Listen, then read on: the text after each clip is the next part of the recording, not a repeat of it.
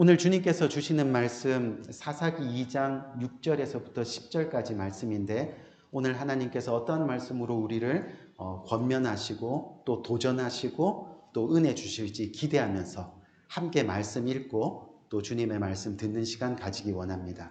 사사기 2장 6절입니다.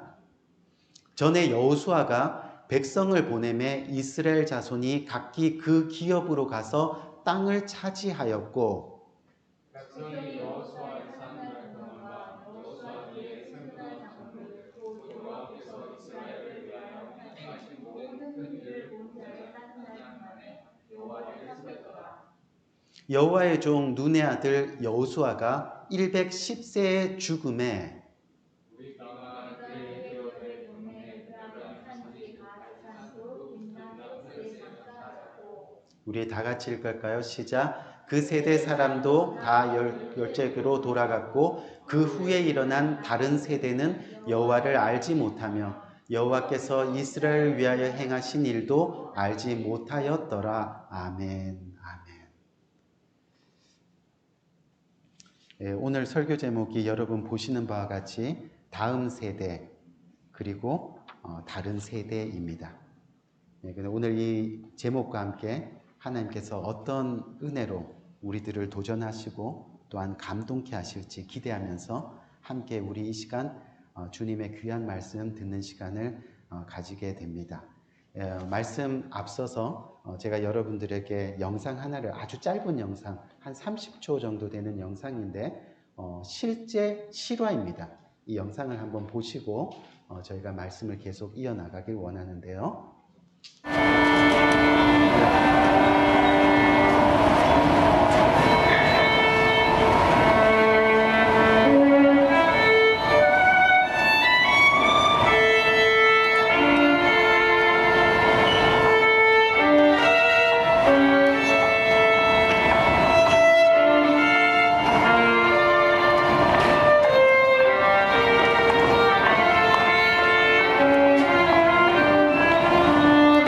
저희가 저작권 관계로 인해서 짧게 영상을 저희가 준비했는데, 혹시 풀 영상을 보시기 원하시는 분들은 유튜브에서 찾으셔서 한번 들어보셔도 됩니다. 이 영상이 어떤 영상이냐면, 이 미국 워싱턴 DC 지하철역 앞에서 어느 평범한 옷차림에 모자를 푹 눌러 쓴 한 청년이 지금 바이올린 연주를 하고 있었습니다. 근데 그가 45분 동안을 연주하는데 그 앞을 지나간 사람이 정확하게 1097명이었습니다. 근데 그 가운데 그 청년의 바이올린 연주를 골똘히 듣는 사람이 단 한 사람도 없었다는 것이죠. 그리고 그의 바이올린 케이스에는 고작 $32가 모였습니다. 사실 그 시각에 그 바이올린을 연주한 사람이 누구냐 하면요, 바로 미국이 자랑하는 세계적인 바이올리니스트 좌슈아 벨이었습니다. 그리고 그가 연주한 그 바이올린은요, 지금 시가가 45억이 넘는 그 유명한 스트라디바리우스 바이올린이었습니다. 여러분, 조슈아 벨의 이 바이올린 연주를 우리가 극장에 가서 들으면요, 제일 싼 표, 꼭대기 제일 끝에 보이지 않는 거기서 제일 싸게 구하는 표가 100불이 넘습니다. 특히 스트라디바리우스로 연주하는 이 음악회를 감상하는 것은 일생에 한 번 있을까 말까 그런 기회라는 겁니다. 무슨 이야기냐면 오늘날의 세대가 이렇다는 겁니다. 좋은 음악을 듣지 못하고 좋은 악기를 볼 줄 모르고 좋은 연주를 감상하지 못합니다. 아무리 좋은 것도 자신이 싫으면 필요 없는 것이 되는 세대를 저와 여러분들이 살아가고 있다는 거죠. 하나님의 말씀이 들리지 않습니다. 하나님의 말씀을 들으려 하지 않습니다. 성경은 그냥 훌륭한 고전 정도로 알 뿐입니다. 읽으려 하지 않습니다. 십자가는 그저 장식에 불과합니다. 믿으려 하지 않는다는 거죠. 지금까지 10년, 20년 교회를 다녔어도 자신이 싫으면 다음 날부터 교회 안 나와도 그만입니다. 예배하지 않습니다. 진정한 복음을 듣지 못하고 진정한 복음을 보지 못하는 은혜가 사라진 세대, 그 세대를 우리는 지금 살고 있다는 그런 이야기죠. 우리 사랑하는 성도님들, 오늘 저와 여러분이 읽은 이 본문 말씀 사사기, 이 본문 말씀 사사기는 그 1장 1절을 보니까 뭐라고 되어 있느냐 하면 여호수아가 죽은 후에 이스라엘 자손이 여호와께 여쭈어 이르되 우리 가운데 누가 먼저 올라가 가나안 족속과 싸우리까? 라고 시작합니다. 맨 처음 시작하는 문구가 바로 여호수아가 죽은 후에로 시작하는 거죠. 즉 여호수아가 죽은 후에 어떤 일이 있었는지를 기록한 말씀이 바로 사사기, 저와 여러분들이 지금 큐티하고 있는 그 본문의 말씀이라는 거죠. 그래서 사사기 1장의 내용을 보니까 여호수아의 죽은 후에 각 12지파가 했던 일들이 차례대로 기록되어 있습니다. 그런데 그 이스라엘의 12지파가 했던 일들의 모습을 하나하나 살펴보니까 한마디로 정의할 수 있는데 그 한마디로 정의하면 뭐냐면 바로 반쪽짜리 순종의 삶이었다는 겁니다. 여호수아가 죽은 후에 그 다음 세대의 삶의 모습이 바로 반쪽짜리 신앙이었다는 거죠. 다시 쉽게 말하면 뭐냐면 자기 편한 대로 하나님 말씀을 믿었다가 또 안 믿었다가 오늘은 하나님께 예배했다가 다음 날은 이방신에게 예배했다가 그렇게 하나님의 말씀을 믿는 둥 마는 둥 하며 살아갔다는 그런 이야기입니다.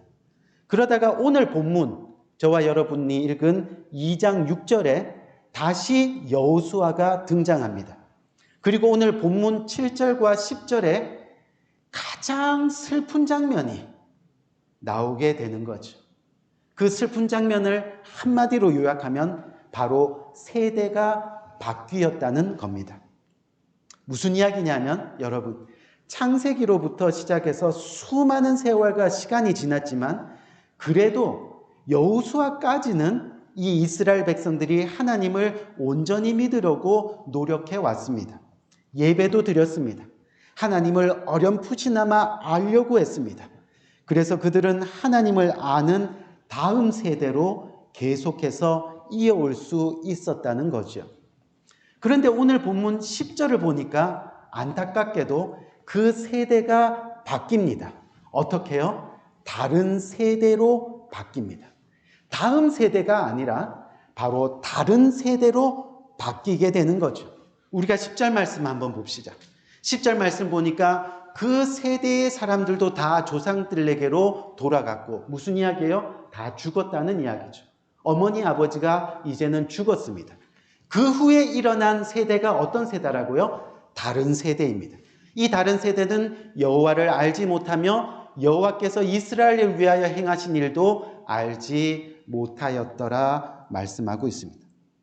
여러분, 다른 세대가 어떤 세대라고요? 바로 여호와를 알지 못하며 여호와께서 이스라엘을 위하여 행하신 일도 알지 못하였더라 라는 겁니다.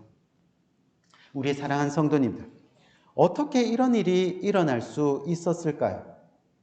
이스라엘이 어떤 백성입니까? 우리가 잘 아는 대로 하나님이 선택하신 백성입니다. 왕 같은 제사장입니다. 또 하나님이 그들을 위해 행하신 일들이 어떤 일들이었습니까? 홍해를 가르시고 만나와 메추라기로 그들을 먹이시고 반석에서 물이 나게 하시고 또 구름 기둥과 불 기둥으로 그들을 인도하시고 광야에서 그들의 옷과 신발을 40년 동안이나 해지지 않게 지켜주시고 결국 가나안 땅으로 인도하셔서 그 땅을 축복의 땅으로 허락하신 분이 누구라고요? 바로 전능하신 하나님 아버지이십니다. 그런데 지금 그 백성이 다른 세대가 되어서 그 일들을 모른다고 이야기하고 있는 겁니다.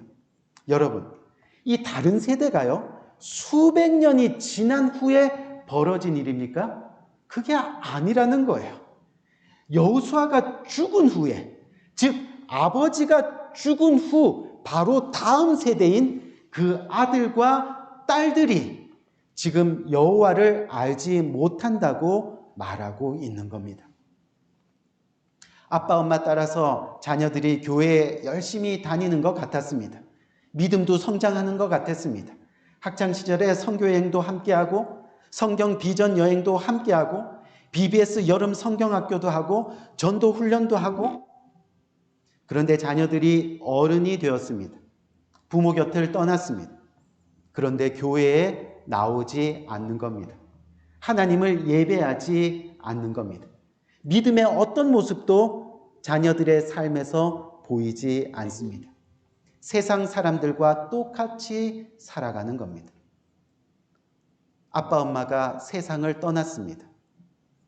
이제는 자녀들의 삶에는 하나님 이름조차도 남아있지 않는 겁니다. 여러분, 왜 이렇게 되었을까요? 오늘 10절 말씀을 보니까 한번 봅시다. 오늘 이 10절 말씀 보니까 다른 세대들이 여호와를 알지 못하며 라고 말씀하고 있는 거죠. 그런데 여기서 알지 못한다는 것을 원어의 뜻으로 살펴보니까 지식적으로 알지 못한다는 이야기가 아닙니다. 무슨 이야기냐면 하나님이 이스라엘을 출애굽하신 구원자 하나님, 전능하신 하나님인 것을 지적으로는 안다는 이야기입니다. 하나님이 그것을 위해 애굽에 10가지 재앙을 내리시고 또 홍해와 요단강을 마른 땅으로 건너게 하시고 여리고성을 함성과 함께 무너뜨리셔서 축복의 땅으로 허락하시고 이 한 모든 일들을 지적으로는 어떻게 해요? 알고 있다는 이야기입니다. 그런데 그 하나님이 지금 나와 무슨 상관이냐는 거죠. 현재 자신의 삶에 그 하나님이 무슨 의미냐는 겁니다. 그래서 믿지 않는다는 겁니다. 그래서 알지 못한다는 겁니다. 그 하나님은 자신의 아버지, 그 하나님은 자신의 어머니를 구원한 하나님이시지 나를 구원하시는 하나님은 아니라는 겁니다. 그 하나님이 나와 무슨 상관이 있느냐? 그래서 믿을 수 없다, 알 수 없다라고 그렇게 이야기하는 거죠. 구약 성경에서 가장 슬픈 장면이 바로 이 장면입니다. 다음 세대, 다른 세대. 다음 세대는 하나님을 그래도 끝까지 믿으려고 노력하는 세대였는데 이제 다른 세대가 된 그 시간은 하나님을 믿지 않는 세대가 되었습니다. 하나님을 믿는다고 하는데 세상에 찌들린 모습으로 살아가는 부모님들. 예배는 드리지만 예배 따로 삶 따로 그렇게 살아가는 부모님의 모습들. 하나님 말씀으로 자녀들을 훈계하지 못하고 성공해라, 좋은 직장에 다녀라, 돈 많이 벌어라, 좋은 차 타고 좋은 집 사고 좋은 음식 먹으며 그렇게 살아야 한다라고 이야기하시는 부모님의 모습 속에서 다음 세대가 되어야 될 우리 자녀들의 모습이 결국 하나님을 믿지 않는 다른 세대가 되어 버리고 마는 겁니다. 여러분, 하나님을 알지 못한다는 것은 어떤 뜻이냐 하면요, 바로 우리 삶에 더 이상 하나님이 중심이 되지 못한다는 것을 이야기하는 겁니다. 결국 우리 자녀들은 하나님을 잊어가고 있는 우리와 다른 세대를 살아가고 있는 거죠. 구원받지 못한 인생, 천국을 누리지 못하는 인생, 상급도 면류관도 없는 인생으로 이 땅에서 그저 잘 먹고 잘 살기 위해서 그렇게 전쟁하며 사는 인생이 되어버리는 겁니다. 그것이 바로 어떤 인생이라고요? 다른 세대를 살아가는 인생이 되는 거죠. 여러분, 다시 한번 말씀드리지만 왜 이런 일이 벌어졌을까요? 성경은 저와 여러분들에게 이야기합니다. 아버지가 아들에게 하나님을 경외하는 법을 가르치지 못해서라고요. 어머니가 딸에게 하나님을 예배하는 삶을 보이지 못해서라고요. 그렇게 성경은 이야기하고 있는 거죠.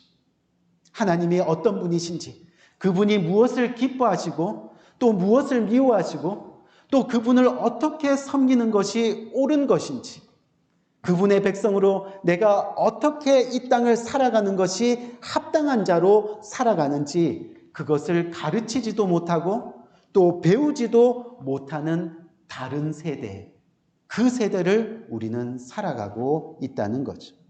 이것이 얼마나 슬프고 가슴 아픈 일이겠습니까?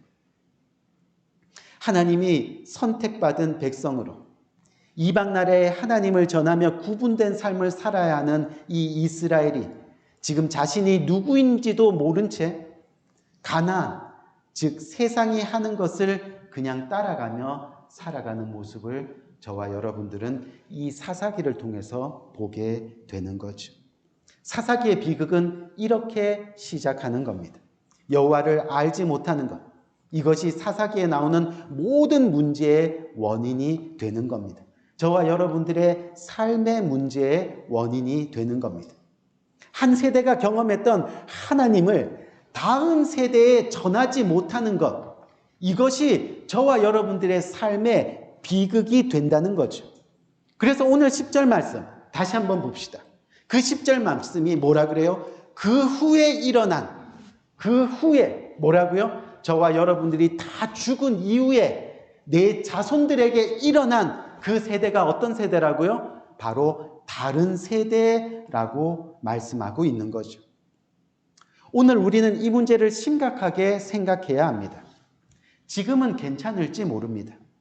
문제가 드러나지 않을 수도 있습니다. 당장은 눈에 보이지 않습니다. 하지만 우리가 그리스도인으로서 최선을 다하는 삶을 살아가지 않는다면, 저와 여러분들이 다음 세대인 우리 자녀들에게 하나님을 전하는 책임을 다하지 않는다면 결국은 머지않아 이 문제는 우리 자녀들에게도 현실이 될 수 있다는 겁니다. 사사기의 이야기가 그냥 옛날 이야기가 아니라 우리 모두의 이야기가 될 수 있다는 이야기입니다. 여러분, 우리가 신앙적으로 방심하면요, 우리는 반드시 엉뚱한 곳에 마음을 빼앗길 수밖에 없습니다. 왜냐하면 우리는 죄인이기 때문입니다. 우리가 믿음으로 예배를 세우지 못하면 그래서 엉터리 신앙을 자녀들에게 물려줄 수밖에 없다는 것을 우리는 기억해야 합니다. 어느 설문조사에서 이런 설문조사가 있었습니다. 옛날 이야기이긴 하지만 어린 시절에 교회를 잘 다니다가 성인이 되어 교회를 떠난 자녀들에게 교회를 떠나게 된 이유를 물었는데 그 대답의 1위가 여러분 뭔지 아십니까? 바로 아버지, 어머니 때문에였습니다. 결국 우리의 문제였다는 거죠. 다음 세대가 되지 못하고 다른 세대가 되는 것은 저와 여러분들의 문제라는 겁니다. 우리가 믿음으로 사는 법을 보여주지 못했기 때문입니다. 우리가 세상과 구별된 삶을 살지 못했기 때문입니다.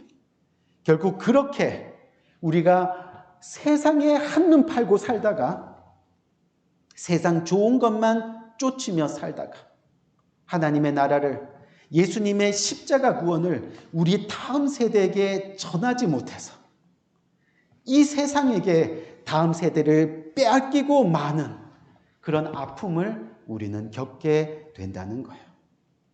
우리 다음 세대가 다른 세대가 되지 않도록 우리는 그래서 기도하고 이 예배를 세워나가야 되는 거죠.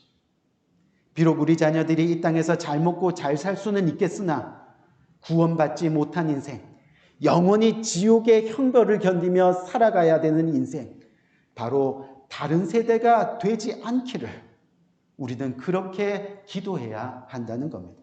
여러분, 이거는요 정말 심각한 문제인 것을 우리는 깨달아야 하는 거예요. 사랑하는 성도님들, 그래서 우리는 이 시간 다시 한번 여호수아가 죽기 전에 부르짖었던 그 교훈을 우리는 기억해야 됩니다. 우리가 여호수아 24장 잘 아는 말씀인데 14절에서 15절 말씀을 한번 볼까요? 뭐라고 되어 있어요? 그러므로 이제는 여호와를 경외하며 온전함과 진실함으로 그를 섬기라. 너희의 조상이 강 저쪽과 애굽에서 섬기던 신들을 치워버리고 여호와만 섬기라. 만일 여호와를 섬기는 것이 너희에게 좋지 않게 보이거든 너희 조상들이 강 저편에서 섬기던 신들이든지 또는 너희가 거주하는 땅에 있는 아모리 족속의 신들이든지 너희가 섬길 자를 오늘 택하라. 오직 나와 내 집은 여호와를 섬기겠노라. 아멘. 오직 나와 내 집은 여호와를 섬기겠노라. 여호와만 섬기겠노라. 나만 섬기는 것이 아니라 내 아들, 내 딸, 내 온 식구가 주님을 섬기도록 그렇게 이끌어 나가겠다고 말씀하고 있는 겁니다. 여러분, 이것이 바로 해결책입니다.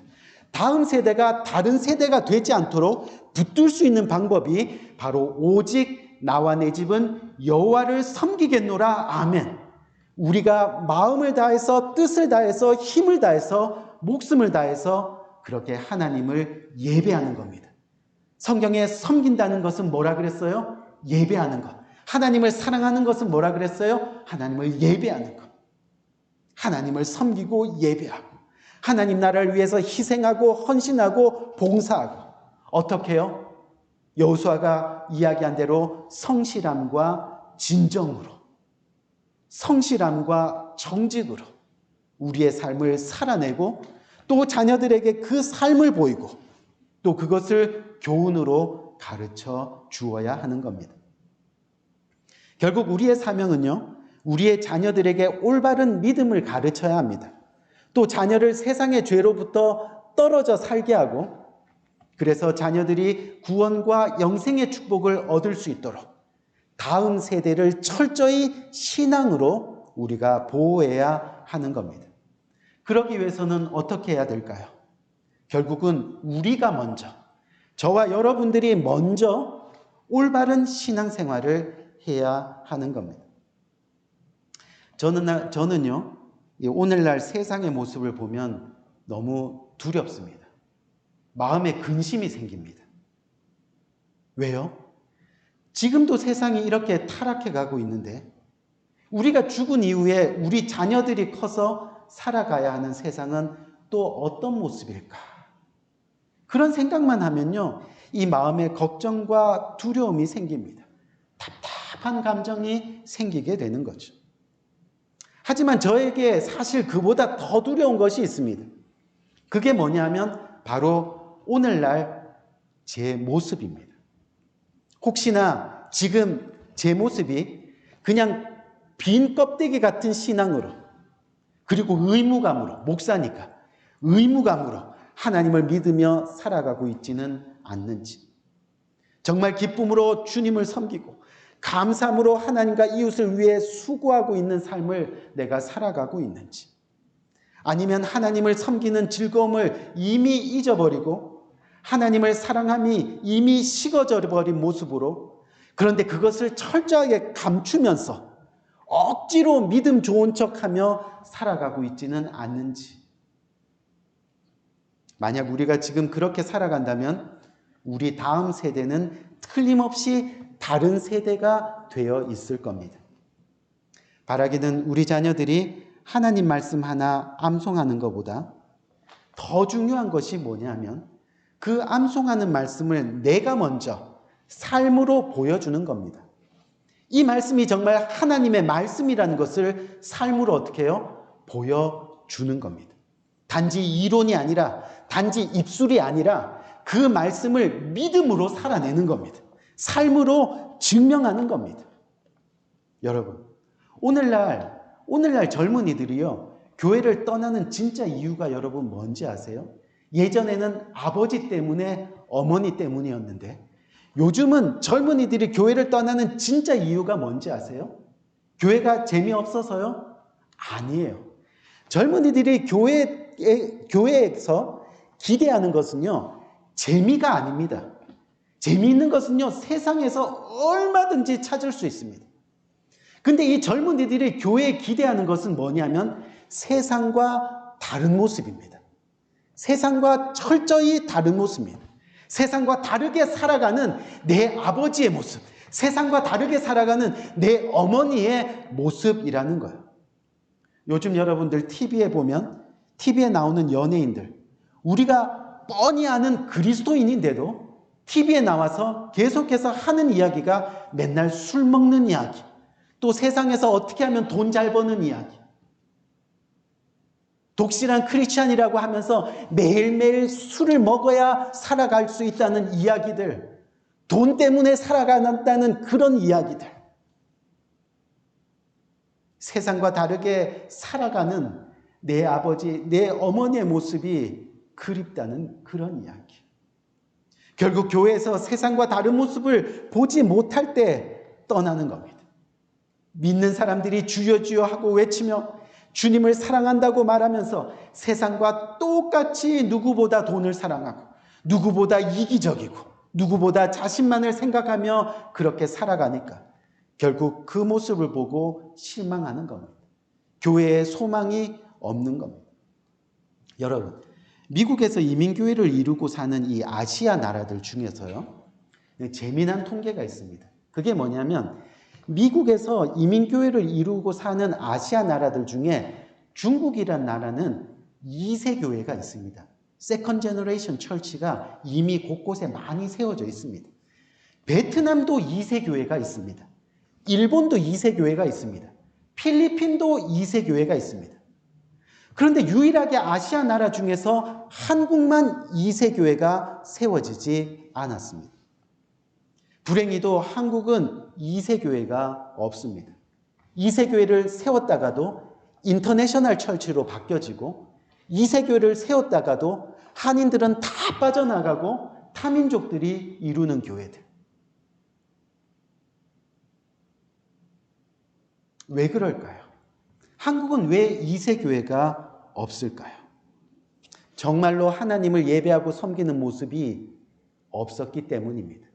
정말로 하나님을 예배하고 섬기는 저와 여러분들의 모습을 보지 못했기 때문입니다. 그것을 가르치지 못했기 때문입니다. 여러분들은 정말 여러분들의 자녀에게 진지하게 하나님을 믿으라고 하나님 말씀을 가르치신 적이 있으세요? 정말 한번 솔직하게 우리의 마음을 열어놓고 물어봅시다. 솔직히 없잖아요. 한두 번 말로 한 것은 있겠지만 심각하게 목숨 걸고 복음을 전하지 않잖아요. 제가 아는 영어권 이엠 목사님이 한 분 계시는데 유명한 분이십니다. 근데 이분이 오래전에 2세를 위한 교회를 세웠습니다. 교회를 세우고 교회가 부흥해서 2세 교회 그 성도가 400명이 넘는 큰 교회로 성장했습니다. 그런데 결국은 4년 후에 그 교회가 문을 닫았습니다. 여러 가지 원인이 있었겠지만 그 중에 한 가지 원인이 400명이나 되는 2세 성도들이 있는 그 교회가 변함없이 매주 하나님께 드려지는 헌금, 매주 하나님께 드려지는 헌금이 400불이었습니다.